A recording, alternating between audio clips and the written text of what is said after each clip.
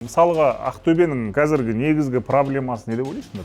8-9 ойыншысы жарақат алды. Мади, мысалға бір ойын алдында, егер двойной премия беретін болса, сендерге қалай әсер етеді бұл? Мен Криштиануға айналамын десе. Негізі бізде де скамейка мықтырақ деп ойлаймын, Қайраттікі. Енді Қайраттағы жас балалар көп қой. Сосын бұл айтады, Башич, егер сен Шымкентке ауыссаң, чемпионат мираны ұмыт. Өйткені Европада Астананы біледі, ал әзірше Шымкент деген қаланы білмейді. Сәтбаев 17 маусым күні Қызылжарға қарсы өтетін матчта алматылық Қайратпен және отандық жанкүйерлермен қош айтысады. Осыдан кейін ол тұманды Альбионға аттануға дайындықты бастайды дейді.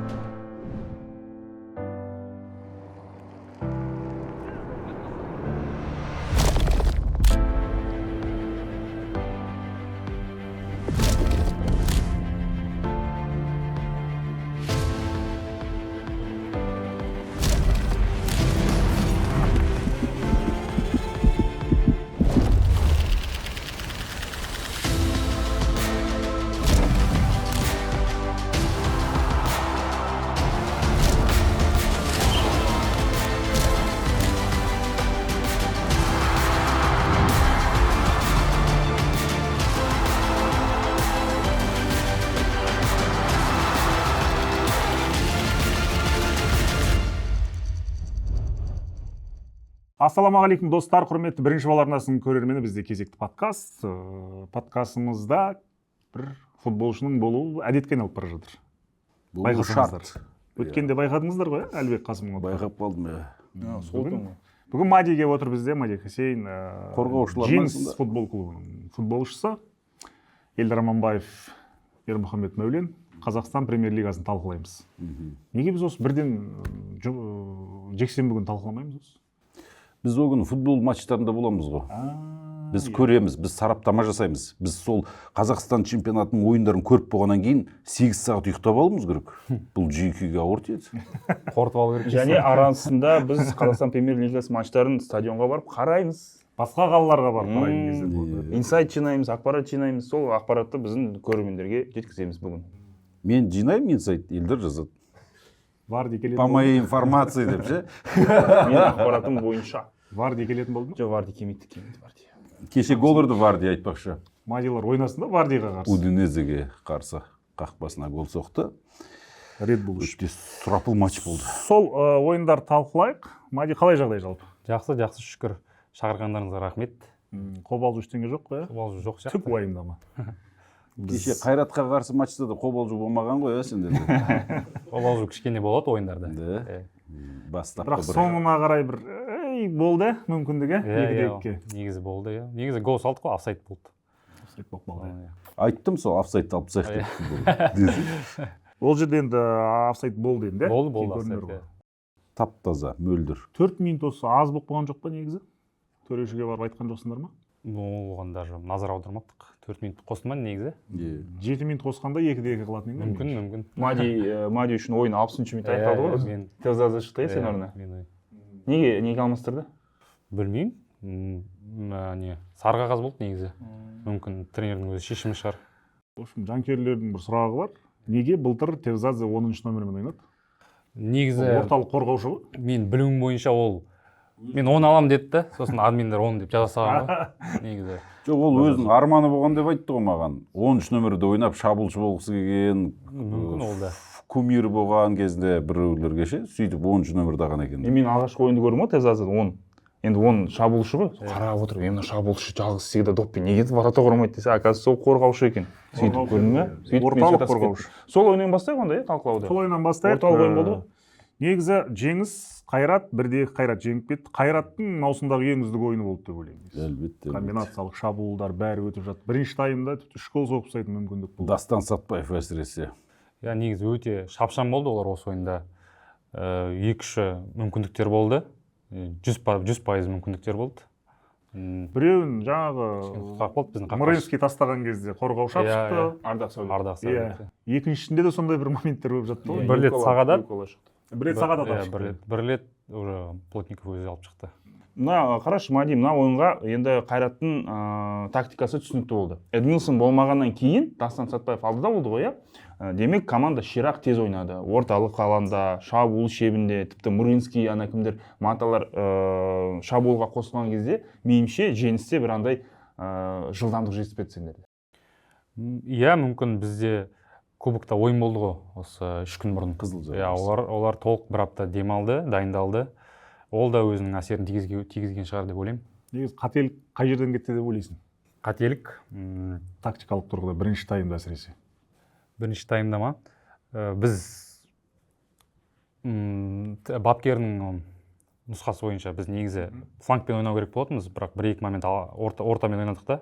Сосын олар доп тартып алып, ортамен тез контратака жіберді. 1-2 момент солай болды. Менің байқаған бойынша қателік білесің бе қайдан болды? Өйткені жаңағы сен айттың, қорғаушылар.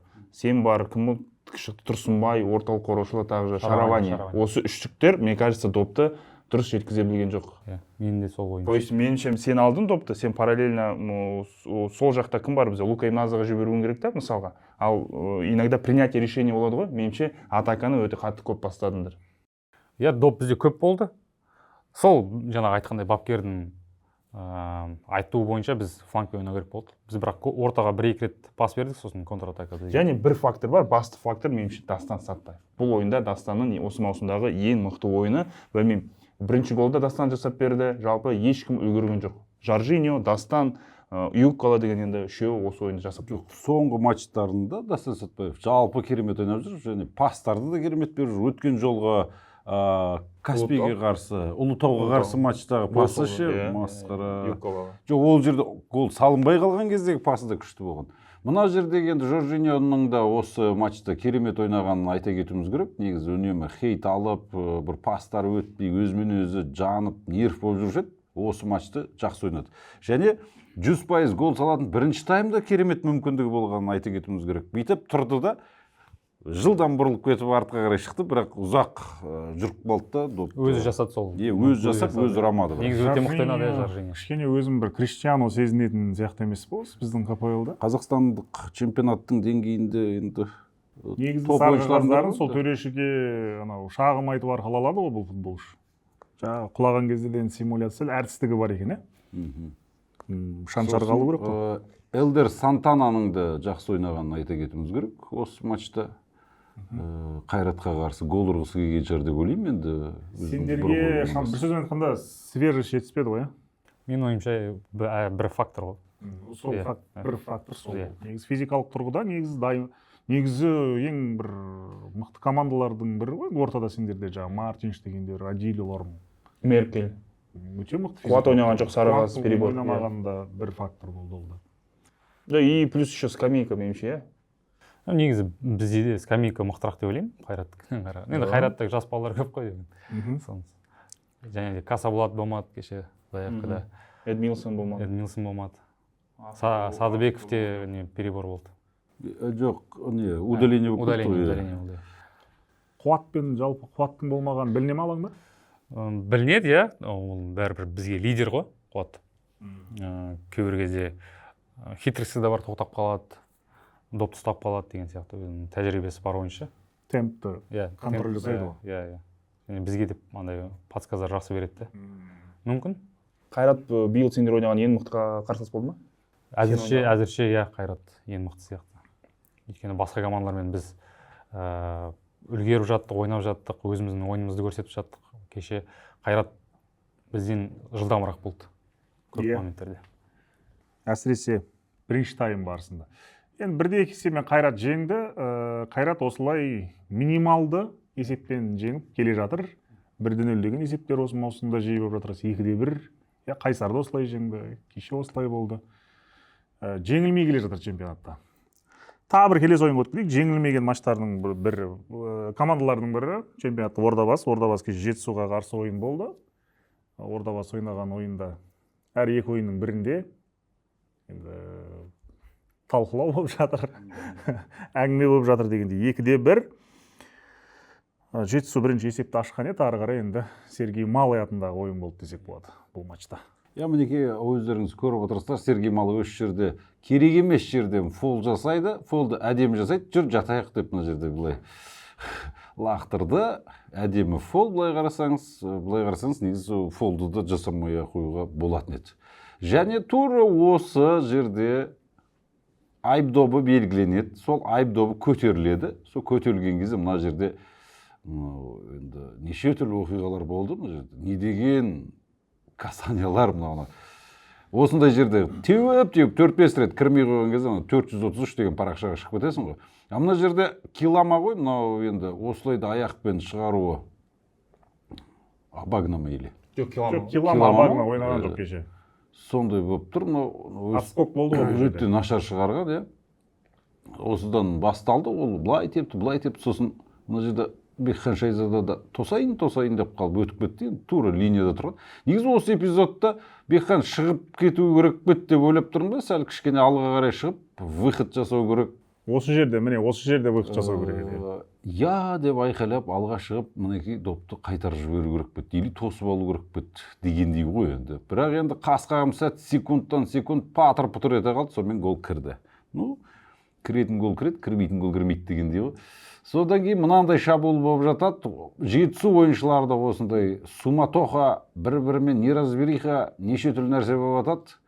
Осы жерде олар да ойын тәртібін бұзады. Тура сол стандарт Жетісу командасына жаман тиді. Элхан Астанов көтереді. Мына жерде неше түрлі оқиға болады. Сергей Малый осы турдағы XG бойынша бірінші орында тұрған ойынша 1.42 деген бал алған, яғни екі голға ойнады деген сөз. Екінші орында Урош Милованович, әдеттегідей тобыл ойыншысы, тағы да Стефан Бокен, Қызылжар шабуылшысы. Төртінші орында Жоржиньо 0.95 және Мағжан Тоқтыбай 0.86 Ордабасы командасының ойыншысы. Сота жүйесінің директоры бойынша жалпы XG-лердің топ 5-тігі осындай. Мендегі бар мәлімет осы. Олжас? Сергей Малыйдың бірінші тұрған XG көрсеткіші бойынша. Татьяна? Таңғалдырмай ма сіздерді? Сергей Малыйдың бірінші тұрған XG. Жоқ, таңғалдырмайды. Өйткені қазір Ордабасының футболы жалпы енді Ордабасы ұтылды ғой бұл ойын, ұтылып жатты. Енді не істейді? Ұлттық құрамада да Малый келеді, заменнен шыққан кезде алға барып, сол жерде столп болып отырады ғой мысалы. Қазір міне тағы да өткен жылы 6 гол ұрған ғой Сергей Малый. Тағы да бізге бір не көрсетіп тұр да факт. Ордабасыда осындай Малый секілді шабуылшы жоқ.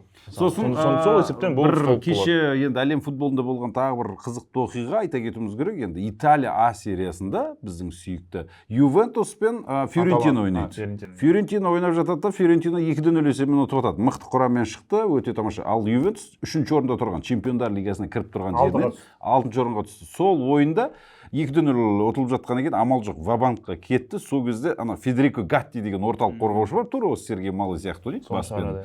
Сол негізі шығатты гол ұратын үнемі команданы Ювентусты құтқарып кететін. Тура сол секілді ғой Сергей Малыйда. Шығады сол ойынның соңында. Бірақ бұл енді Гатти сияқты алаңға алмасып көрмейді шабуылшы болып. Бұл орталық қорғаушы болып осында шабуылдайды. Бұл ойында Ордабасыда қазақ бапкер бар ғой, көмекшісі. Беларусь құрамасында жұмыс істеген Фархат Жанбеков. Сол енді Мартин енді көрермендердің арасынан көріп отыр ғой. Сол Мартин шақырды оны. Ол барып келді. Сосын ол айтты, анау счет қандай болып жатыр деді. Серыйға айт. Кетсін деді ғой шабуыл. Ол айтқан шығар, ана басшылыққа бізге радио алып берсін деп. Жоқ, WhatsApp-пен сөйлесіп отқан ғой. Сөйтіп ол Серый тұрды алға кетті. Сонымен ой, мынау не болды? Бұл жынды ма? Бұл шабуылшы болып кеткен несі деп отқан кезде шынымен енді сол тактика амалғас жеңіп кетті. Көп жағдайда сөйтеді ғой. Мысалға Сергей Малый осыған дейін де баспен гол ұрып жүрді ғой. Жоқ, ол мүлде артқа қайтпай қойды ғой. Кәдімгі тұрып алды сол жақта. Енді командаға жеңіс қажет. По счету. Негізі осындай ойындар Ордабасы жеңіліп жатқанда әрбір команданың әлсіз тұстары ашылады. Ордабасының кешегі әлсіз тұстары меніңше бұл жаңағы Ермаш дұрыс айтады. Бірінші гол қақпашы негізі шығу керек еді Бекхан Шайзада, және Бекхан Шайзада аяқпен сенімсіз ойнады кешегі ойында. Доптарды дұрыс ойынға қоспады, және естеріңізде болса бір кезінде тіпті ана Жетісуның шабуылшысы Килама мен Шайзада екеуі қақтығысып қалады ғой. Сол кезде бүкіл сұрақты жауып тастайтын мүмкіндік еді. Енді қазір ең көп талқыланған момент бар, ол пенальти. Мади, сен Жетісуның тумасысың, бұл сен туған командан ойынды көргенде бұл сәтте қандай эмоция болды сенде? Бұл пенальти ме? Енді осы ойында Жетісуға жанкүйер болып оттым. Екінші тайм қарап отырдым. Және де осы моментте менің ойымша пенальти берсе де болады, бермесе де болады. Бірақ мен ойымша бермеген дұрыс деп ойлаймын мен. Неге? Пенальти бермегенде ары қарай бәрі гол ұрып тұр ғой. Кім? Дальныйдан тығып жіберді. Капацина. Капацина. Михай Капацина. Бірақ ол ол кезде свистоктан свисток кейін. болып кетті Жоқ, ғой. ол енді, Свистоктан кейін, иә. Мен де ол туралы ойлағанмын негізі, Міне бірақ теуіп жатыр, ол беріп жатыр да уже уже свисток болып қойды да. қозына. Соны күте тұру керек еді да, соны. Иә. Ол кезде сұрақ болмаушы еді. Меніңше бәрібір ол жерде қайтара алмас еді, ана свисток болмағанда ана соққан. Иә, иә. Мүмкін қайтарушы еді, мүмкін қайтармаушы еді деген. Мүмкін бір защитник Жоқ, анау тосып қалушы еді. енді Жетісудың негізгі қақпашы жарақат алып қалған ғой, мына қақпашының өткенде Подымский. білесіңдер ғой. Сикач, иә. Жоқ, бұл жерде Пайовичтің барлығын қарасаң тоқтап қалды. Негізі қараш, кешегі менде андай бір бар да, барлығы айтып отыр. Егер судьяны VAR мониторға шақырса, онда демек ол қателесті деген ұғым ол вообще дұрыс емес. VAR Сенімділік үшін ба? иә, сенімділік үшін. Қара. Өйткені VAR-да екі кісі отырады ғой. Ермаш екеуміз отырамыз, мен айтам, Ермаш бұл пенальти деймін. Ермаш жоқ дейсіз. Ермаш айтады, жоқ дейді. Қалай жоқ? Бұл пенальти. Шақыр ананы. Шақыр ананы дейміз да, Жоқ, соны бұл жерде шақырамыз. енді Шақыр официант. мысалға шынтақпен ойнап тұр ғой енді, кішкене повод болып тұр да. Иә, сол айтып Повод тұрмын бар, ғой. иә, повод бар. Біз шақырдық. Кім еді? Мен айтпақшы, кім? Зема ма? Затула. Өскемендікі ғой. Сөйтіп қарады, жігіттер, мен пенальти. Пенальти? Жоқ, Ермаш айтады, бұл пенальти емес, мен пенальти, 2-1 онда пенальти дейді. Сосын екінші момент, барлығы айтады, даже бұл жерде фол болса, әмір бұл допқа жетпеуші еді. Доп қайда, әмір қайда? Бұл жерде тағы да айту керек. Неважно, доп қайда, егер штрафнойда Движение жасап жоқ, движение емес, штрафнойда бұзылса, фол болса, даже доп айдалада болса, даже доп олар қатысты болмаса, бұл ойын бұзу сәті және бұл пенальти. Жоқ, допқа қарай ол қимыл жасап тұр ғой, жете ме жетпей ме ол екінші Иә, мәселе. соны айтып тұрмын ғой. Өйткені барлығы айтады да, бұл Одан тиіспесе. кейін гол да кіріп тұр. Мына жерден таза мынау енді. Жоқ, бір Жасұлан Әмірдің өзінің сторисына бір керемет фото салып қойыпты алдынан. Көрдіңдер ме? Жасұлан Әмір сторисында бар. жаңағы бір фотограф бар, сол жігіт түсірген екен, Ордабасы Ньюс деген инстаграмнан көрді. Осыдан кейін сұрақтарыңыз жоқ шығар деп. Мынау енді трансляцияның сапасы өкінішке орай болып Жоқ, бұл енді керісінше 12 камера болып жақсарғаны ғой. Қазір трактовка көп қой, білмейміз, өзімізде жасасамыз ойыншы болып. Сол Кейбіреулер былай десе былай дейді, былай десе былай дейді. Негізі осы төрешілер туралы анау трактовканы жазып шығатын бір адам керек. Қазақстанның өзімізге сай қылып. Мына жерде бар, мына жерде жоқ. Мына жерде бар, мына жерде жоқ. Сосын қазақшасы да жоқ қой, оның аударылмаған ғой. Менің мамамды көрсетпей ма? Жоқ, сіздікі өтіп кетті жоқ. Не болды ол жерде? Тоже сол пенальти Матан қолына тиген еді. Бірақ ол жерде тоже трактовкамен білмейсің де. Иә. Матан қолына тиген айтшы. Қолына тиді 100%. Сен пас бердің ол жерде? Мен пас бердім. Ол қол болмаса Адилио ашық қақпаға салып тұрды. Міне қарайықшы, сол моментті көрсетші. 40-шы минут па, осы момент қой деймін. Өшір. Міне. Иә, біз көрдік. Бұл жерде 12 камера жоқ. Сондықтан анық көре алмайсың. Жоқ, артынан бір повтор бар. Жақсы көрініп тұрады уже, ана Адилио уже тұрып баратқан. Тиіпті. Енді ол жерде қайттан білмейміз трактовка қалай екенші. Берсе де болар, бермесе де болар. Жоқ, денесін емес. Қолына тиді 100%. Қолына тиді. Мен ойында жақын жерден көріп қалдым да, қолына тиген, сол үшін көрсетіп жатырмын да мына жерде. Мен де байқадым осы жерде, негізі қолына тиді. Төрешілер жеңістің ұпайын ұрлады деп заголовок. Жоқ, ұрламаса да ұрламаса да енді Қайраттың несін мойындайды. Иә. Қайрат бәйгеге ұтып тұр ғой. Егер Ордабасыға оралатын болсақ, сенің жерлесің негізі кішкене төреші қорқақтап басқарды. Өйткені каждый касание свисток, каждый касание сықырады. Кәдімгі фол. Жетісудың өзінің де кінәсін айта кету керекпіз. Екінші таймда олар уақыт созды, үйтті, жатып алды, тамыр тартылып қалды деді, үйтті. Соның салдарынан 8 минут қосылып кетіп, 6 минут қосылып кетті ме, 8 минут қосылды ма, содан Жүз бәленбай минут ойнады ғой. Мади, балалармен сөйлестің бе, жалпы не еді балдар? Қызық осы. Серікжан, Асқат. Сөйлеспедім, бірақ олар пенальти болмады деп ойлап отыр олар. Сөйтіп жатты. Енді Қайрат ағамыздың да сұхбатын көрген шығарсыздар. Қара киімдегі адамдар. Қара киімдегі адамдар туралы айтыпты. Біз Мади екеуміз туралы шығар едік. Қара киініп алыпсыңдар. Настроение света, давай. Аққа құдай жақты.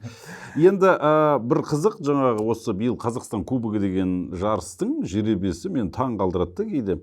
Өткенде анау Қайсар Талас командасымен ойнайды. Содан кейін 3 күннен кейін кубокты Таласпен қайтадан түсіп қалады ғой. екінші лигада ше, основной командасы деген. Бұл жақта да солай болып тұр. Қайрат та сөйтеді да мысалға. Сосын Жетісу мен Ордабасы да 3 күннен кейін ойнап жатыр да, мысалы 4 күннен кейін. Екінші рет. Чемпионатта да и кубокта да түсіп қалып жатыр. Совпадение, но не думаю дегендей. Иә. Қайсар тобы Мен бар. де таң қалдым мысалы. Случайно ғой. Қайсар тобы бар. Қайсар тобы 3 күнде олар 4 күнде 2 рет ойнап жатыр міне. Екеуінде де Қайсар ұтып кетті сөйтіп.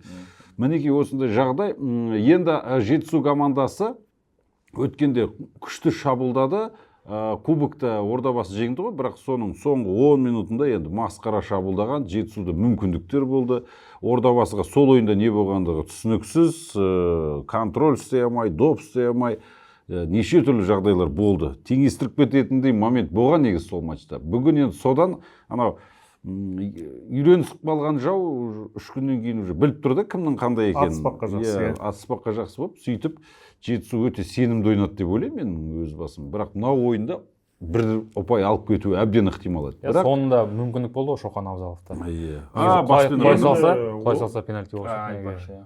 Жоқ, одан бөлек бұл ойында негізі мүмкіндіктер өте көп болды. Кім? Әмір бос қақпаға баспен сала алмай қалды. Анау қақпашымен бекқанан өтіп кетіп, Жетісудың ойыншысы енді қақпашы жоқ, енді гол соғу керек еді, соға алмай қалды, сондай кете береді айтсақ.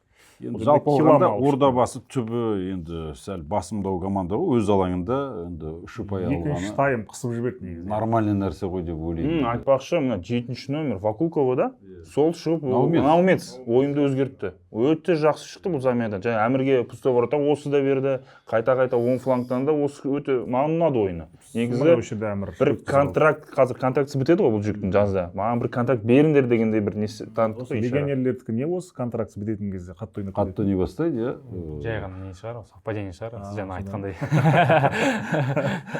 Бұл ойында енді сондай мүмкіндіктер өте көп болды. Екінші таймда Ордабасы енді басымдыққа ие болды. Алға Малый шығып алғаннан кейін көтереді. Ол енді білесіздер 80% допқа бірінші жететін адам. Осы ортада сота жүйесінің деректері бойынша қақпаға соққы бағыттау бойынша топ 5 ойыншыны айта кетейін. Сергей Малый 5-ші орында екен. 4 соққы бағыттапты. 25% дәлдікпен. Сейф Попов 4 соққы 75%. 3-ші орында Жоржиньо. 2-ші орында Ойваюккола 5 соққы жасапты 60% дәлдікпен. Және Урош Милованович 1-ші орында тобылдың шабуылшысы 9 соққы жасапты. Бірақ ол 9 соққы командаға көмектеспепті. Сергей Малый шынымен кеше Серхио Рамос болыпты ғой. Сергей Малый, Серхио Рамос, қазақтың Серхио Рамосы деген бар еді, Айбек Қабылшан. Бірақ Жетісуда да бір Серхио Рамос бар. Қашкен білесіздер, ол да гол соқты кеше. Сондай енді эмоцияға толы ойын болды. Және Ордабасы жеңіске жетті. Сосын тағы да бір статистиканы айта кетуімізге болады екен, өйткені Қайрат, Жеңіс, Жетісу командасының ойыншыларынан құралған статистика екен өзі. Өзіне ең көп фол жасатқан топ 5 ойыншы болса, ол бірінші орында Жоржиньо екен. 5 рет фол жасаған, оның 1-2-ін Мади Хасейн жасаған болып тұр ғой енді. Сары қағаз алдым. Асаған қарсы тамаша, қалай айтып отырмын. Элдер Сантана 2-ші орында 4 рет оған қарсы фол жасаған. Цотня Мосиашвили Жетісу ойыншысы және Нұрбол Әнуарбеков оған қарсы 4 және 5-ші орында Йоханнес Берталит Қызылжар ойыншысы. Мінекей сота жүйесіне рахмет, осы статистикаларды ұсынып отқан. Өткенде Берталитпен ойнадыңыз ғой, Берталитке қарсы, Бүгірге қарсы ол Европадан келген ғой енді. Мектебі басқаша біліне ма жалпы тоқтатқан. Берталиттің класс кәдімгідей бөлік негізі ойнаған. Алаңда білінеді. Бірақ біз 4-0 ұтылған кезде сыртта, сол кезде өте мықты ойнады. Хет-трик жасаған жоқ па сол ойында? Дубль жасады, еще 2 рет. Ал дом ойнағанда? Дом ойнағанда жоқ, доппен мықты, бірақ андай қатты өткір шабуылдарға неткен жоқ та, барған жоқ та сол ойында. Кеше жалпы қызық ойындар өте көп болды. 10-ші турға келгенде чемпионатта бірінші рет жеңіп жатқан командалар бар. Екі команда. Қайсардан бастайық, Тобылға қарсы. Біліп алды. Атыспаққа жақсы. Иә, тура солай. Оларда кубокта өткенде пенальти тебісіп жүріп жеңіп кеткен. Сосын осы ойынға Қызылорда облысының су жаңа әкімі келді. Және одан бөлек енді командаға мақсат тапсырма қойылған. Бұл енді кубокты мақұл жеңдік қой. Бірақ осы чемпионатта жеңісті көп күткен еді. Жеңіс деген енді мен победа туралы айтып отырмын. Сендерді айтып отқан жоқпын. Сол ұтқысы келді енді былайша айтқанда. Сондықтан Асхат Тағыберген мінекей туған жеріне келіп отыр. Өзінің Қызылордасына мінекей Болат Сариев ортада. Және матч өте нашар басталды ғой. 9 минуттың ішінде жеңбесе Ферапонтов қызметтен кетеді деген ақпарат келген. Ол рас. Ойынына мына жол бір бағдарлама 4 фамилияны айттым ғой. 2 фамилия қалды ғой ол жерде. Ол Демченко және Демченко айтпақшы сенің бывший тренерін және Болгариялық Виталий Жуковский. Жоқ, екі Украина, екеуіне қалдырып негізі. Бұл уже дайын тұрған еді. Бірақ Мейрамбек Қалмырза деген жігіт бар екен. Тобыл сапында 2 қателік жасады. Бірінші қателік енді сол қаптан алып орталыққа шегін бұл жерде Мозес отбор жасап, конфетка пас шығарды Айбол Абекенге. Екіншісі заброс болды защитниктен и тағы да Айбол дубль жасап кетті. Негізі және айттық қой, командалар және Жетісу секілді екінші қарымта ойын ғой енді бұл. Түкте бір сюрприз жасамады. Бұл жерде Ферапонтов Айбол Абекенді қақпаның жанына жіберді. То есть под нападающим. Нападающим емес, Алиян Мұхаммед болды. Ал Айбол Абекен под нападающим жүріп, міне 2 гол салды. Тіпті 3-ші гол салуға мүмкіндік болшы еді. Мади. Негізі Мади, сенің позицияңда сол қорғаушы емес қой. Сенің позицияң Айболдық секілді ғой. Бокс to бокс. Сонда Айбол Абекеннің крышасы кім деп ойлайсың? Ферапонтов болып тұр ғой. Жоқ, енді Ферапонтов Айбол Абекенге рахмет айту керек қой. 2-1. Және одан кейін Ромашенко мырза замен жасайды. 14-ші минутта Мейрамбек Қалмырзаны алып тастайды да Александр Зуевті шығарды. Негізі ол айтты, мен тек қана Мейрамбек Қалмырзаны емес, алаңда жүрген 3-4 футболшыны алмастырып тастағым келген. Бұл менің сигналым болды. Жігіттер, қазір дұрыс ойнамасаңдар, онда мен сендердің барлығын алмастырамын деген. Кез келгендерді ауыстыра саламын деп. Сөйтіп Тобыл енді тіріліп, одан кейін Жасұлан Жұмасов деген жокерлері 1 гол салды да бітті ойын. Тобыл тіріліп қайтып өлді деген қылдың ғой сен. Менде бір инсайт бар. Жасұлан Жұмашевқа КПЛ-дің өзге клубтарынан ұсыныс бар. Осы маусым айында трансфер ашылған кезде басқа клубқа ауысып кетуі мүмкін. Мұнда мен де инсайтпен жауап берейін. Тобылдың бас бапкері Ромашенко. Енді мен жаздым ғой, Ержи алған жоқ. Ал сол бапкерді Ержи алып кетті. Тобылға Ержи алып келген. Енді айлығын солар төлейді. Білмеймін, солар төлей ме, клуб төлей ме. Енді Ержи алмайтын болды ғой.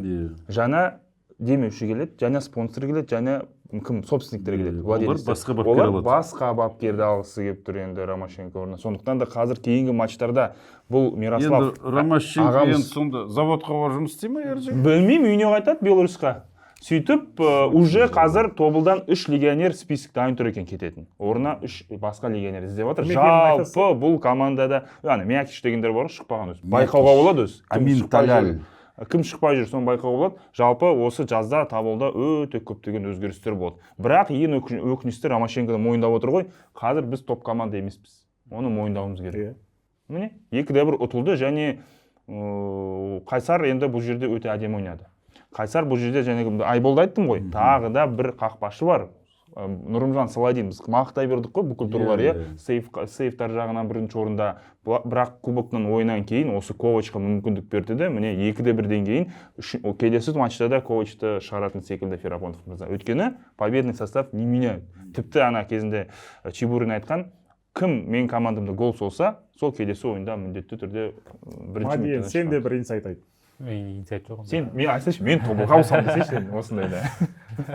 Бұл енді Қайсарға маңызды жеңіс болды. Тобыл енді сезонды кішкене провалил деп айтуға болады бұл жерде.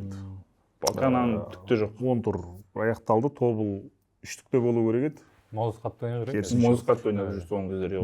Деңгей.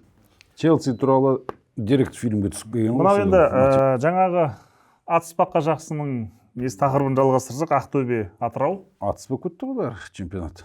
Батыс дерби. Ақтөбе кубокта ойнап ұшып кетті білесіздер. Алтайдан.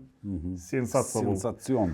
Содан кейін 3 күннен кейін тағы ойнап жатыр. Жаңағыдай свежестіміз ғой, енді тың болып шықпады. Мен сол матчтың алдында елдер қайттым. Олар қорғанысқа жатып алады Атырау деген. 10 адаммен жатып алады. Сөйтіп арасында қарымта шабуыл ұйымдастырады. Жалпы биыл Атырау командасы тура өткенде мен айтқам, елдің бәрімен тең түсе береді. Сондай командаға айналады. Фиорентина секілді деп. Фиорентина биыл мысалы 14 тең матч өткізген. Кеше вообще өтіп кетті дегендей. Сондықтан Атырау да сондай болып келе жатыр. Өйткені мысалға қараңыздар, Ордабасымен тең түсті. Атырау командасы Оқжетпес, Ақтөбемен тең түсті. жеңіспен тең түсті, ертіспен, ұлытаумен тең түсті. 6 тең нәтижесі бар. КПЛ-де нөмір 1 тең және нәтижесі. ең көп, ең өз қақпасына аз гол жіберген командалардың бірі, сонда айта кетейік. Атырау, иә. Өйткені бұл ойынға 2 автобус жанкүйер келді, 3-ші автобус алаңда болды. Және Труфанов 56-ші минутта гол соқты ма? Және ол соққы қақпаға бағытталған ең бірінші соққы екен. Дәл қақпаға бағытталған. Қайратпен бірдей ғой голдарын жіберген, 6 голдан жіберген. Демек, Чебурин бұл Атыраудың биылғы маусымдағы ең сәтті трансфері. Атырау өткен маусымға қарағанда биыл жақсы ойнап жатыр. Бірден айта кетейік, өткен маусым басында бұл кісілер енді бір жеңіс қалған, жеңіс болды ғой. Неде еді ғой енді, тұңғиықта еді. Қазір ортада. Және ең қуаныштысы, Ақтөбе сапында алғашқы КПЛ-дегі голын 17 жасар жігіттер Виталий Латурнус гол соқты. Және қазір енді көбісі саған ответ беріп отыр ғой, Шушуначевке сәлем айт, Ермаш, міне Виталий Латурнус гол соғып жатыр. Қайтадан айтайын. Қазақстандық паспорты бар. Ол маған айтпа, оны камераға айт. Нөмірі 1 шабуылшы деп айттым. Сол сөзімді тұрам. Басқа шабуылшы жоқ Ақтөбеде. Сонда, мысалға, Ақтөбенің қазіргі негізгі проблемасы не деп ойлайсыңдар? 8-9 ойыншысы жарақат алды. Және қарасаңыздар, сол қосалқы құрамнан Ақтөбенің Латурнус шығып жатыр ғой. Ақтөбенің воспитанниктер шығып жатыр ғой. Бір жағынан плюс, бірақ бір жағынан енді топ деңгейгі командаға, Ақтөбенің топ деңгейгі командаға. Жоқ қой енді бәрі жарақат. Соны айтып тұрмын ғой, осындай футболшыларды шығарады. Латурнустың бір сұхбатын көріп қалдым, мен бір сайтқа беріпті да, мен негізі ұлтым неміс, мен сондықтан Баварияда ойнағанды армандаймын деп айтыпты ғой. Тамаша. Ойнасын? Қарсы емеспіз. Онсыз да бір қазақстандық футболшы қазір Баварияның негізгі командасын алынды ғой. Деграф деген. Деграф. Ақтөбенің стадионда ойнадың ма талай? Иә. Ол жақта қалай жалпы атмосфера? Атмосфера деген өте бөлек, қысым да бөлек, бірақ өзіңді кәдімгі европалық деңгейлі футболды сезінесің ғой. Жанкүйерлер айғайлап атады, жүгіріп атасың деген сияқты. Осылай салу керек. Осы стадион Қазақстанда. Қазақ футбольный стадион ғой. Енді қазір Қайсардың стадионы сондай болып тұр ғой енді, осындай. Беговой дорожкасыз болып тұр ғой. Жоқ, мына жағы сондай стадиондар көбейту керек. Европалау болып тұр ғой мына жағы енді былай. Бір плюс шөп, натуралды шөп қой. Сендер Астанада енді мынау Астананың жалпы сапасы қалай? Сапасы өте жақсы. Астана аренаның ба? Астана арена. Бірақ енді осы анау бәрібір салыстырғанда неде табиғиға жетпейді. Табиғиға бәрібір табиғида ойнаған дұрыс қой. Кішкене қисық болса да, шұңқыр болса да, бірақ табиғида ойнаған дұрыс. Бұл ойында да өзінің Сергей Малый болды Ақтөбеде. Темірлан Ерланов постоянно сол Ордец екеуі соңғы минуттарда Атыраудың қақпасына жақын маңайлады, бірақ енді бір сәл 5 минут болғанда бір Ақтөбе тағы да бір голды салып кетуші еді. Бірақ енді Ермаш екеуміз талқыладық қой бұл ойында алдын ала негізі бір ортақ мәмілеге келдік. Атырау бұл ойында ұтылмайды деген. Өйткені қазіргі Атырау, өйткені Ақтөбеде Атыраудың қорғанысын бұзатын исполнительдер жоқ. Оның үстіне команданың бас бапкері жақында келді. Әлі командалық ойын жоқ. Жарақаттан жарақат. Штефан Таркович өте мықты, білікті бапкер. Ол мен ешқандай шүбә келтіре алмаймын. Бірақ ол әлі Атырауды ұтатындай состав жасаған жоқ, әлі ойын жасаған жоқ та. Ол Атырауда біліп тұр, оны жатып алды. Зайчтас өзінің тактикасы бар. Өте қиын жалпы. Кез келген топ командаға Атырауды ұтып кету деген қиын. Өйткені оны ұту үшін Сейф Попов сияқты футболшы керек. Бір-екі адамды алдап өту керек ананың ішінде. Штрафнойға кіру керек, прострел жасау керек. Бірінші таймда Астана секілді ойнау керек, тез ойнау керек. Қайрат секілді тез ойнау керек. Допты флангтан флангқа жеткізу керек. То есть бұл жерде сондай Атырауда өткені 5 защитникті сен солай ғана не істей аласың, аша аласың. Ал өкінішке орай Ақтөбеде ондай скоростар болған жоқ. Атырауда Мади Хасейн секілді мықты қорғаушылар жоқ. Қалай? Нормально ма? Нарезкеға бола ма? Сейф Попов демекші Алтайға өтіп кетейік. Олар да бірінші рет жеңіске жетті Қызылжарға қарсы сырт алаңда. Қызылжарға не болды? Велосипедтің дөңгелегі жарылды ма? Қызылжарда айтпақшы Мадида ойнаған. Қарасайда. Мади баста. Футболшы бола тұрып қалай жамандаймын оларды. Сондықтан өздеріңіз айта беріңіз. Технично бізге бере салды ма? Сен Алтайды мақта, мен Қызылжар жамандап отыра берейін. Мақта берейін екенін. Енді ол болады ғой әрбір командада. Спат дейді. Сендерде де болды ғой? Бізде де болды. Қазір ақырын жиналып келе жатқан сияқтымыз. Мынау енді Алтай командасы кубокты жеңді ғой. сол сенсация ғой енді ірі Ақтөбені жеңіп кетті. Содан енді андай сондай ірі жеңістен кейін андай болады ғой бір командада бір эмоционалды. Иә, эмоционалды. Ол да болуы мүмкін. Қызылжар ұтылды мысалы кубоктан. Алтай ұтты, енді басқа психология жағынан басқа деңгейде келеді ғой. Бұл ойында басында бірден Қызылжарда проблема болады деп сездім, өйткені Макаренко, қызыл қағаз, Макаренко орталық қорғаушылардың жоқтығынан сол қапталдағы орталық қорғаушы болып кетті. Өйткені бұл ойын аяғында кім еді? Олжас Керімжанов та сынып қалды. Негізі Қызылжар ауыр жарақат алып кеткен сияқты. Олжасқа біз не ғана тілейміз, денсаулық. Негізі бұл ойында Қызылжар өте жақсы ойнады. Тамаша ойнады. Тіпті жеңіске лайық болды. 70 минуттарға дейін. Бірақ соңында не болып кетті? Ана голдарды қарасақ, бірінші гол енді угловойдан Адайбо жақсы салды, бірақ Қызылжардың голы Алтайдың жеңісті голы. Бұл андай ирония ғой. Бұл КПЛ-да бұндай голдар соғылмау керек. Вот қараңыздар. Адайбо тура сол Демият Исламбековтың қасынан тұрып, секірмей ұрды ғой баспен, секірмей ұрды, бір орында тұрып қалды. Демият болды ма о жерде? Жоқ, Демият емес, Елеукен Мирас болды ғой. Жоқ, одан кейін Демият Исламбеков фол жасайды да, сары қағаз алады да, сол стандарттан кіріп кетті ғой екінші гол. Қазір міне осы голды қараңыздаршы, мына Мудинов деген ойбай, қанша футболшыны қарашы. Адил ғой, Аслан Адил жеңіс ойнаған. Солай берді, қараңыздар, мына жерде мен Буакинді ең арзан легионер жүрсем, Астанада одан да арзан легионерлер бар екен ғой. 100 000 теңге. Бұның мен де Ермашқа айтқам, 150 000 теңге действительно жалақы алады. Наруки 150 000 теңге алады. Бұл байдың баласы, жаңағы Сенегалдағы байдың баласы. Бұл олигархтың баласы, бірақ оның несі 400 000 теңге бонусы бар екен. Квартираға береді. Подкастта байдың баласы. Өзінің жалақысынан гөрі пәтерінің жалақысы көп екен. Және XG-мен де айттың ғой сен, 0.96 ма сондай болды. Өзінің бір голын соғып кетті. Қараңыздар, бұл жерде Кенжеғұлов пен Адайбоның ортасына сытылып өтіп, мынандай голды соғып кетті. Негізі болмайды. Екеуі бір-біріне жауып тұр. Бір-біріне жауып тұр. Ал келесі голды қарасаңыздар, бұл вообще білмеймін, мектепте салатын голдар ғой. мына жерде 4 минут қосылған, мынаны қараңыз. Ой.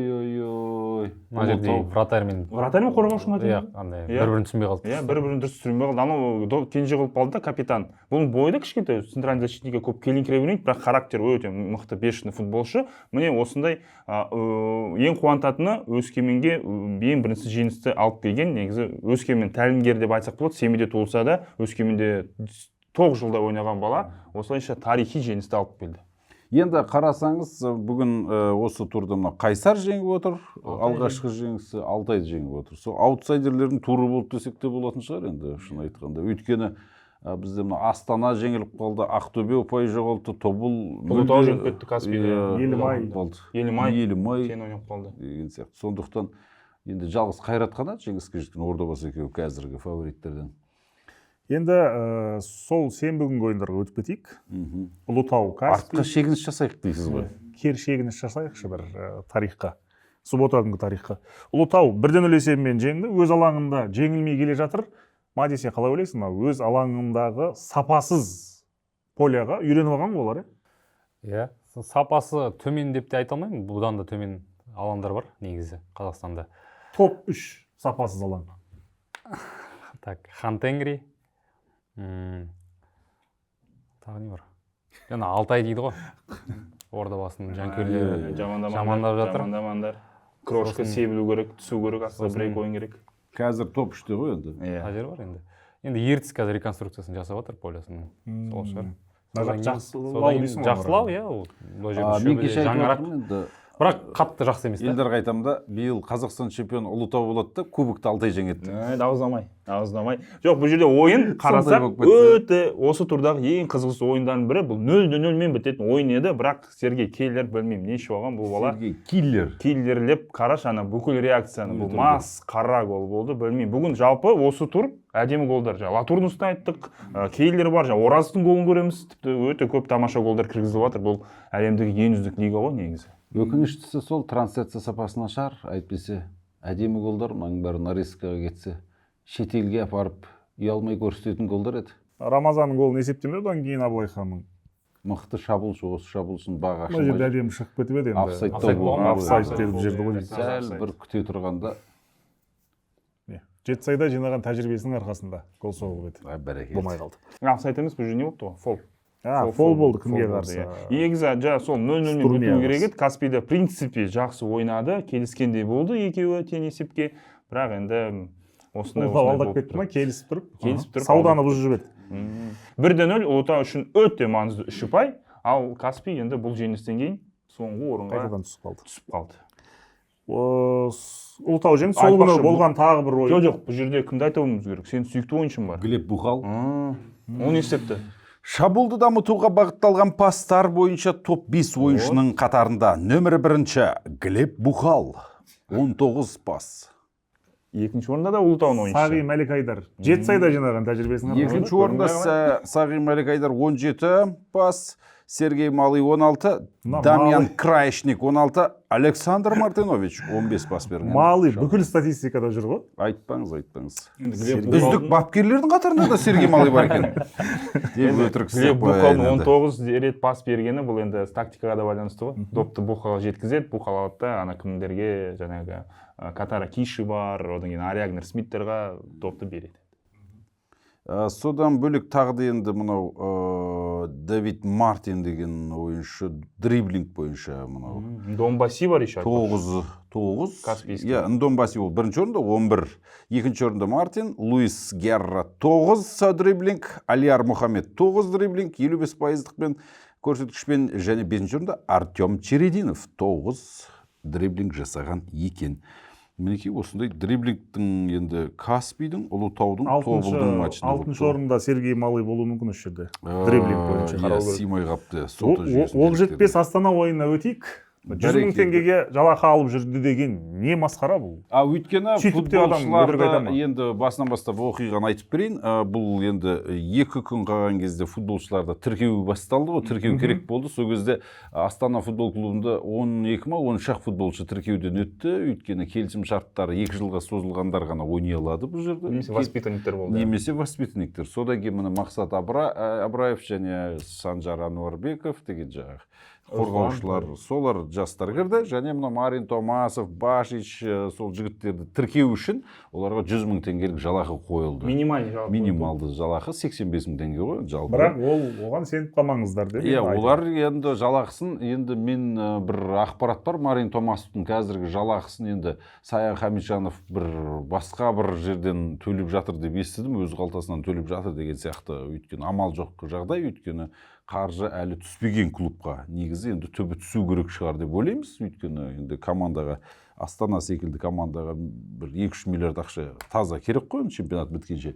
Осындай жағдай және заявкаға сөйтіп қосылған. Енді осы жерде мынау бұрыштама кезінде басына тиетті бір футболшының рикошет болады да, сөйтіп мына жерде қорғаушының қолына фук өтіп тиеді. Бірақ бірінші денесіне тиіп отыр. Және одан кейін барып қолына тиіп, бұл пенальти емес. Астана ойыншылары мінекей сап-сары болып құжынап, жан-жақтан арадай шағып, Боруссия Дортмунд ойыншылары секілді болып келген еді, төрешіге қысым көрсеткен еді. Ал бүгінгі матчтағы төрешіміз қысымға оңайлықпен беріле қоймайтын Бағдат Абдуллаев еді. Қаратаулық төреші, сондықтан бұл жерде пенальти емес.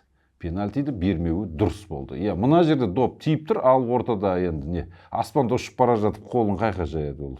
Мадиден енді пенальти. Жаңа біздің кешегі ойында Қайратпен осындай ұқсас момент болды ғой. Бұл жерде денесіне тиіп барып дегендей болып тұр ма? Енді андай трактовкасы қайттың енді. Берсе де болады, бермесе де болады деген. Жоқ. Менің білуім бойынша денесіне тиіп қолға тисе ол пенальти болмайды. Сол трактовка. Мен сол Бағдат Абдуллаев. Ал мына жерде бірінші Астана ойыншысы өзі бірінші ұстайды. Сәл кейін артқа шегіндіреміз. Қазір қараңыз, мына өзі бірінші кеп Флатоцкийді ұстайды, футболкасынан тартып тұрады, жібере салыңыз, мына өзі Флатоцкий ананы итереді, құтылып кетеді о жерден. Сосын ол кішкене ыңғайсыз қимылдардан кейін артқа отырады. Мінекей қай жаққа отырғанын өздеріңіз стрелкамен белгілеп қойдым. Таза гол сол жерден көрсеңіздер болады. Таза 100% гол еді, санауға болатын, ұялмай санай беретіндей гол еді. Бірақ Бағдат Абдуллаев бас төреші осы голды санамады. Бүйтіп ақ келді, бүйтті сөйтті. Бағдат Абдуллаевта осы ракурс болмады деп ойлайсың ба? Жоқ, болды. Енді Астанаға қарсы ойында бұндай голды санау деген қауіпті нәрсе емес пе? Қай заманда өмір сүріп отырсың, Олжас? және әдейі сен мені провокацияға іліндіртіп сұрақ қойып отырсың осы жерде. Керек емес ондай нәрсе. Мен алданбаймын ондай нәрсеге қазір. Мына жерге қызыл бергеніне қалай қарайсыздар енді? Иә, бұл 100% қызыл қағаз. Қызыл қағаз. Бұл Бөрібаев қой дейме? Травма алып кеткен. Бұдан кейін Бөрібаев травма алып кетті дейді ғой. Сотрясение мозга, подозрение болды дейді. Енді Иван Башич бұл жерде өте өрескел қателік жасады. Иван Башич қазір көптеген пабликтер шығып жатыр ғой, ойбай бұл чемпионат мираға дайындалып жатыр, сондықтан бір-екі ойын ойнағысы келмейді деген мәселе бар. Европаға сатайын деп жатыр бір команда. Жақсы алдап өтеді, ары қарай пас берсе проблема жоқ еді. Менің ойымша бұл әдейі істемеді бұл жерде. Иә, әдейі істеген жоқ, бірақ енді сондай жынданып тұр, ойын ұтылып жатыр. Шықпай жатыр. Бірден қадалып жатыр. Сол кезде енді не керек көреді, пас бере салу керек еді. Ол не үшін жынданды? Қасында жүрген әріптестер пас сұрап, ашылып, алға шығайық, жігіттер ойнайық деген бір сондай әрекет, ұмтылыс болмағаннан кейін осындай жағдайға барды. Және Иван Башичтің көбісі айтады ғой, чемпионат мирден кетіп қалады, бұл жігіттің келісім шарты 3 жылға. Осы маусымның басында Астана бұл жігітті 3 жылға создырыпты. Сол себептен бұны тек қана сатады ғой. Қазір енді айта берсе болатын шығар, осы ақпан айында Ордабасы футбол клубы осы Башичті алғысы келген, келісім сатып алғысы деген. Келіссөздер. Даже ақшасын айтсаң. Балден жеден алған жоқ қой уже болды, қалды ғой сонымен кетті дегендеймін. Бірақ мен не істеп кетейін ба? Продолжение айтып кетейін ба? Неге ауыспағаны? Ақшасымен бәрі келісті Ордабасы. Бірақ бұл Башич ұлттық құраманың бапкеріне звондайды. Мен Ордабасыға Шымкентке ауысам. Чемпионат мира енді олар звондайды ғой, хабарласады ғой. Босняға. Иә, Босния бапкеріне. Сосын бұл айтады, Башич егер сен Шымкентке ауыссаң, чемпионат мираны ұмыт. Өйткені Европада Астананы біледі, ал әзірше Шымкент деген қаланы білмейді. Оларға как будто бұл Қытайға, Сауд Арабияға деген кетіп қалады да, баяғы өзінің несі мастерствосы азайып кетеді. Сондықтан бұл бала 3 жылға Астанамен переподписание жасады. Қалай қате ойлаған бапкер, қазір 10-шы турдан кейін. Биографиядан 3 алған бұл бапкер. Латоцкий деген футболшы енді бәрібір ұрып кетті баспен. Иә, түбі ұрды, ал екінші голды да санайды бұл жерде бас бапкер. Мына жерде негізі Астананың қаншама моменттері болғанын айта кетуіміз керек. Ол Оқжетпесте шабуылдады, Астанада шабуылдады ғой. Ол Астана ұтылғанына осы жерде өзі кінәлі деп есептеймін енді. Қаншама момент. Мына қараңыз, Оқжетпес Астананың бұрыштама добын ойнату кезіндегі комбинациялар осындай. Мына жерде бос айтып қойды. Бірақ осы жерге пас беру өте проблемный болды негізі, шын айтқанда Астана командасының футболшылары. Тіпті Оқжетпес осындай жерлердің бірінде қарымта шабуылға шығып кетті. Оқжетпестің де шабуылда тура солай болды. Бұл саналмаған момент. Иә, бұл саналмаған момент. Астананың комбинациялары өте күшті болды, және Оқжетпестікі де күшті болды. Стандартқа әбден жатып алған бұлар. Бұл моментті ары қарай өткізіп жіберейік, және бұл Латоцкий деген футболшы негізі 19 жасында УПЛ-де ойнаған, Украина, қазір жас 22-де ойын. Мінекей, осында жерде допты тоқтатады, ешкім ешқайда қарап қалай айтса жіберіп алады. Оқжетпестің ойыншылары білгендерін істеп жүрді осы жерде. Енді Астана футболшылар шын айтқанда кішкене менсінбеушілік болды осы жерлерде. Не болуы мүмкін, аса қатты бір момент жоқ. Соңғы рет Премьер-лигада 2012 жылы жеңген екен. Бапкерлер осындай бұрыштама доптары, ауттарды қашан домашний заготовка дейді ғой, қашан дайындайды. Егер командада ойын жоқ болса, олар бұрыштамаларды вообще қарамайды негізі тренировкаларды, істемейді да. Позиционный атака, защитаны істейді. Ал қазір Әлеуетовте ойын қойылған, ойын жүйесі Оқжетпесте барлығы жақсы. Біртіндеп, әр тур сайын бұлар домашний заготовка жасап отыр да. Міне осындай бұрыштамалардан кейін, қосып отыр да, осындай бұрыштамалардан кейін өте тамаша голдарды салды. Астанада да мүмкіндіктер болды. Астана мүмкін тең есеп ойнады. Томасовтың ана жерде енді. Тең есеп мүмкін жеңіп кетуге де мүмкіндік болды, бірақ Астанада қазір завершающий, нападающий дейді ғой. Астанада қазір енді айлық 100 болып тұр. Ал Мади, сен қалай ойлайсың? Латоцкий деген Борис Оқжетпестің сол қапталда қорғаушысың, ойынын көріп жүрсің бе? Иә, бізбен ойнағанда да жақсы өнер көрсетіп жүрген. Және екінші гол салған кезде, сол салған кезде өте риза болдым, молодец деп. Мен де келісемін, жаңағы бірінші гол негізі қателік санамағаны. Бізде мына жерде жаңа елден көріп жатсың ғой, моменттерді үйреніп ал. Қалай керемет. Ертең Оқжетпеске қарсы солай ойнайсың. Бұрышта тұр. Стандарттарға көп мән бересіңдер ме? Жеңісте? Жоқ, көп бермейміз. Оны көрдің бе? кейбір командалар мән береді, Атырау секілді. Солардың, потому что единственный момент бұрыштамалардан гол салып кету болып тұр ғой. Мысалға, егер тең команда ойнаса, сол опасный момент бұрыштамалар болады. Ең шешіп кетеді. Ал бұл жерде оғыз бес бір емес, екі бұрыштамадан гол салды. Жетісуға қарсы жеңіс 3 голында стандарттан соққан. Әне, көрдің бе? Мади алдап отыр бізді. Кешеде салды. Осы жерде Борис Лотовский туралы Кешеде гол соқпайды. әңгімемізді одан ары қарай жалғастырайық. Допты қағып әкету бойынша топ 5 ойыншы деген дерек бар. Борис Лотовский 10 рет қағып кеткен, Цотне Масяшвили 8, Микаэль Аскаров 8, Андре Амарал 8, Нияз Ыдырысов 7. Осы Борис Лотовскийді мен бірінші тур көрген кезде бірден айттым.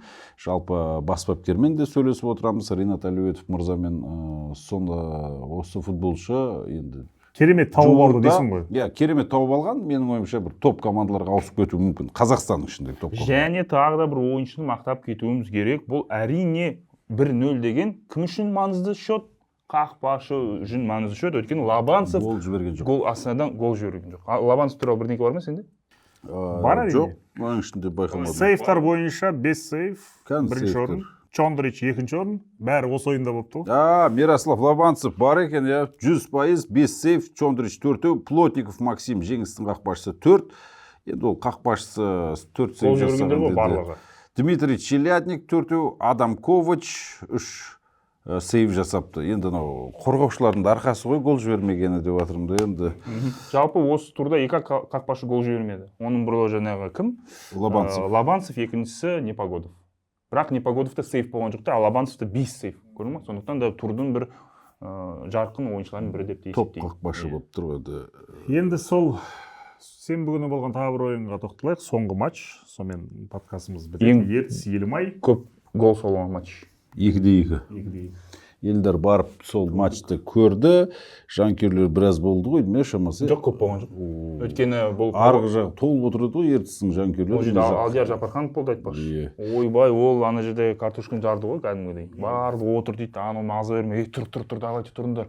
Ертіс, давай, ертіс деп. Солай болу керек. Жоқ, вообще дейді, ана бәрі в шоке дейді, Алдияр сондай бір андай фан сайттардың кәдімгідей ультрасы несі болады, басшысы. Сол секілді өзінің клубына жанкүйерлік етті және ертіс Нұрбол Жұмасқалиевтің бірінші матчы көп тағайындалған уақыт болған жоқ. Сол 4-4-2 күннің ішінде. Схемасымен шықты, бірінші голды салды. Әшірбектің бұл жерде голы салынбады. Енді Әшірбекті айтып кетуіміз керек. Алдыңғы турда да мен Елімайдың ойында болдым ғой, Каспиймен. Әшірбек пен Елімай бір бөлек команда, Әшірбек пен екі түрлі команда. Мүлдем түрленіп кетті. Әшірбек дегеніміз енді қайта жүгіре берді. Қазір еліміздегі ең бір мықты 10 қорғаушылардың бірі ғой деп есептеймін, Ермашин. Келісетін шығарсың?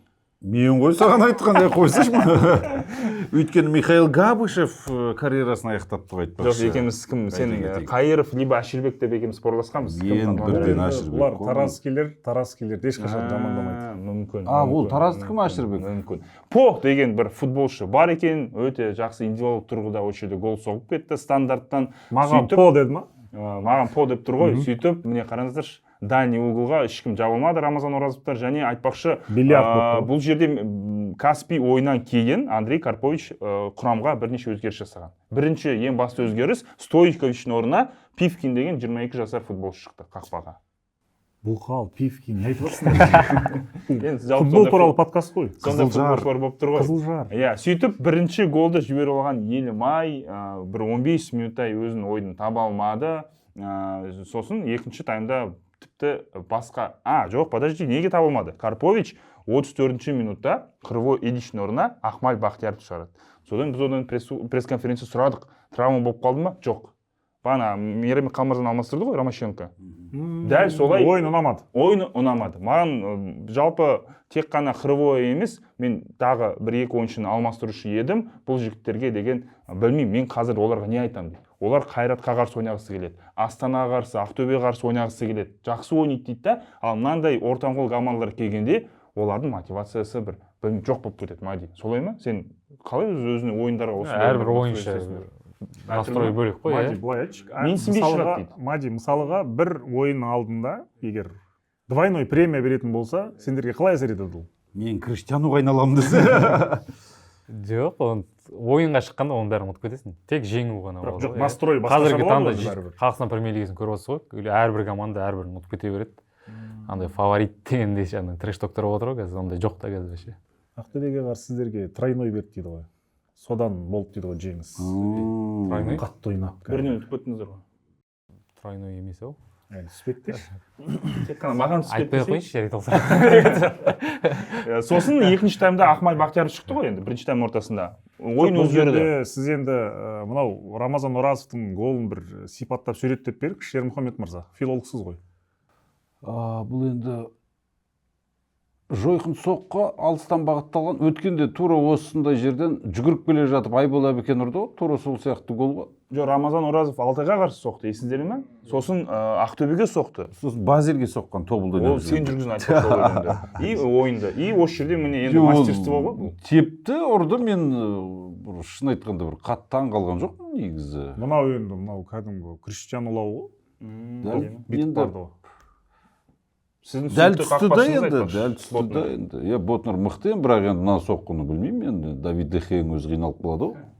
Өте тамаша болды. Содан кейін ана колумбиялық ойыншы бар, міне осы жерде индивидуал тұрғыдан шешіп кетті де, Ақмай Бақтияров екінші тәжде гол сала өрмейтін Ақмай осылай жеңісті голын соққан сияқты еді Елімай командасы. Деп ойлап қалдыңдар ғой. Ойлап қалдық, әрине, бәрі ойлап қалды. Олар үшінші голды ұрды, енді есептелмеді ол. Он да бар, одан кейін Мадидің досы Айбар шықты, Ваня Свиридовтар шықты, оларда да көптеген мүмкіндік болды, бірақ не забивай ты, забивай тебе деп Ағыманов гол салып кетті. Айтпақшы, Мұртазаев бірінші минуттан шықты, 2 гол соқты, бірақ екеуі де офсайдтан. Жалпы Мұртазаев бұл ойында 4 рет офсайдқа. Ол міне қараңыздар.